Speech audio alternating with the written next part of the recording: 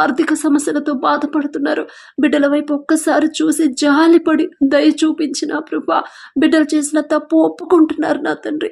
బిడ్డలు తప్పిపోయిన కుమారుడు కుమార్తెలాగా నా తండ్రి ఎటు దిక్కుతోచిన స్థితిలో ఉన్నారు ప్రభా. వారి హస్తాలు మీరు పట్టుకోండి ప్రభా.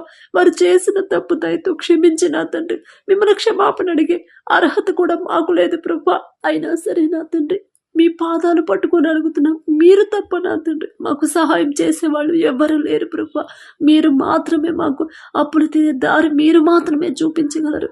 పూర్తిగా మమ్మల్ని బయటకు తీసుకురాగల శక్తి మీకు మాత్రమే ఉంది ప్రభా.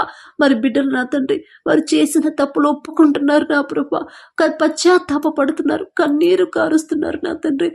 ఎటు దిక్కుతోచని స్థితిలో ఉన్నారు ప్రభా. జాలి చూపించి దయ చూపించి బిడ్డలకు ఒక దారి చూపించండి ప్రభా. మరి కన్నీటి ప్రార్థన ప్రతి ఒక్కరికి దయచేయండి నా తండ్రి. అలాగే అనారోగ్య సమస్యలతో బాధపడు